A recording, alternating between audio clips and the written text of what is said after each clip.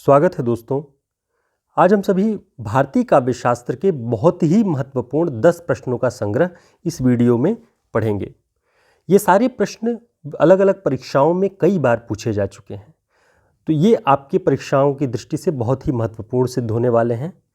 पहला प्रश्न है, भरत मुनि के प्रसिद्ध ग्रंथ का नाम क्या है? भरत मुनि के प्रसिद्ध ग्रंथ का नाम नाट्यशास्त्र है। भरत मुनि का रससूत्र का वाक्य क्या है? विभावानुभाव व्यभिचारी संयोगादृश निष्पत्ति है। विभाव अनुभाव व्यभिचारी भाव के संयोग से जो निष्पत्ति होती है उसे भरत मुनि ने रस माना है।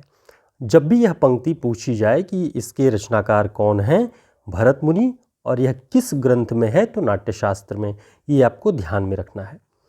भरत मुनि के रससूत्र के पहले व्याख्याकार कौन माने जाते हैं? इसका जो सही उत्तर होता है वह है भट्टलोल्लट। भट्टलोल्लट भरत मुनि के रससूत्र के पहले व्याख्याकार माने जाते हैं। इसे आप याद रखिएगा। भारतीय रस सिद्धांत में साधारणीकरण का सर्वप्रथम प्रयोग आचार्य भट्टनायक ने किया। यानी भारतीय रस सिद्धांत में साधारणीकरण की जो अवधारणा आई उसका जो प्रयोग है उसका प्रतिपादन आचार्य भट्टनायक ने किया। ये बहुत ही महत्वपूर्ण प्रश्न है, ये आपको हमेशा ध्यान में होना चाहिए। भट्टनायक के साधारणीकरण के सिद्धांत को दर्शक या श्रोता की महत्ता से जोड़ने का विचार रखने वाले आचार्य अभिनवगुप्त थे।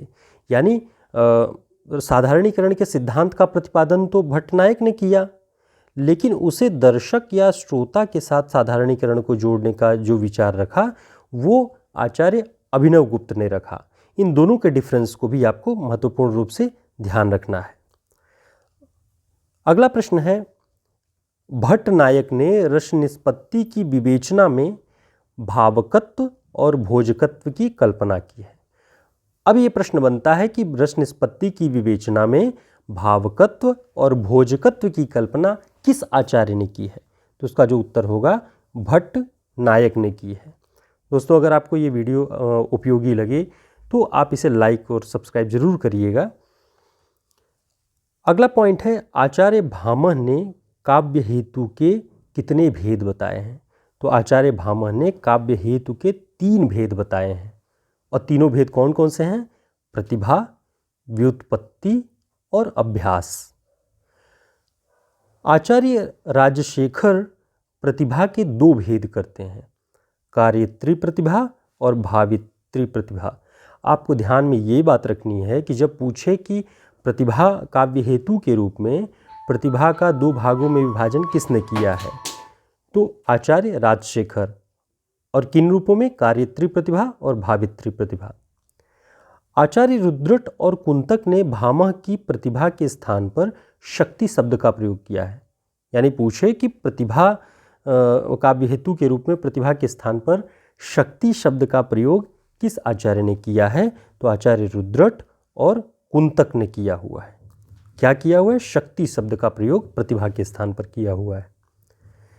आचार्य वामन ने काव्य हेतु के स्थान पर काव्यांग शब्द का प्रयोग किया है। तो प्रश्न बनता है कि काव्य हेतु के स्थान पर काव्यांग शब्द का प्रयोग किस आचार्य ने किया है, तो उसका सही उत्तर होगा आचार्य वामन ने।